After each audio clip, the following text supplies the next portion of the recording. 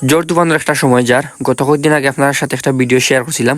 এনে আমি কইছিলাম যে তুফানের সময় কিন্তু উপকারের চেয়ে ক্ষতির সংখ্যাটা সবচেয়ে বেশি। 2026 সালের বৈশাখ মাসটা শুরু হয়েছে দুঃখ দুর্দশা আর হতাশার একটা মাসে। আমি বাড়িতে আসলাম না, আমার আগের ভিডিও যারা দেখছেন তারা মোটামুটি সবই জানেন আমি আসলাম ফেনীত। তো আমি বাড়িতে দেখি আমার ঘরের পিছনে একটা ছোট দাইর আছে, দাইরের চাল তুফানে ভাঙ্গিয়া ফেলাচ্ছে। বাড়িতে আইতে বাক্কার আইতে গেছিল, পরে লাইট দিয়ে গিয়ে পিছনের পরিস্থিতিটা দেখলাম। আর বাক্কার আইতে হওয়ার কারণে কিন্তু বাড়ির আশেপাশের পরিস্থিতিটা দেখা হয়েছে না।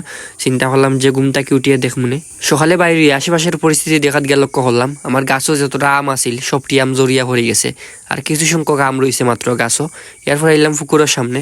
পুকুরের সামনে দেখি আগর তুলনায় পানি অনেকটাও বাড়ি গেছে। যে জিনিসটা দেখি আমার সব থেকে বেশি খারাপ লাগছে এটা হলো ধানের জমি কিন্তু পানিয়ে ডুবে গেছে। এমন একটা পরিস্থিতি সৃষ্টি হয়েছে, আসলে দেখা ছাড়া আর কিচ্ছু করার নাই। 6 মাসের কষ্টর ফসল পানির তলে, দেখিয়া খুব বেশি খারাপ লাগার। আসলে কিচ্ছু করার নাই, আমরা প্রকৃতির কাছে অসহায়।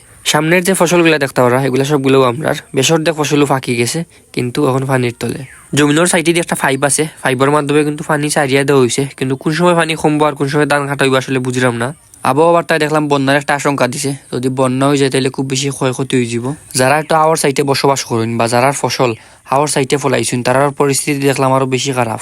যারা আওয়ার সাইডে ফসল ফলাইছিল তারা অনেক মানুষে কিন্তু ধান তুলতেও পারছে না, গরো সব ধান পানির তলে বাসিয়া গেছে। এত পরিশ্রম করিয়া এত কষ্ট করিয়া তারা ফসল ফলাইছেন, এই ফসলটা পানিয়ে বাসিয়া গেছে।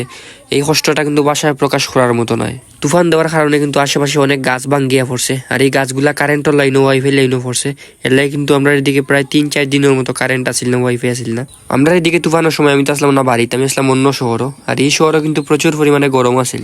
আজকে তো দেখলাম রোদ উঠছে, রাত্রে তুফান না আনলে হইলো, কারণ তুফান দিলে ক্ষয়ক্ষতির পরিমাণটা খুব বেশি হয়ে যায়। আপনার হার এলাকার কিতা অবস্থা অবশ্যই একটা কমেন্ট করিয়া জানাইবা। আবহাওয়ার পরিস্থিতি কিন্তু তেমন একটা বালা নাই, যে কোনো সময় ঝড় তুফান শুরু হইতে পারে, সবাই সাবধানে থাকবা।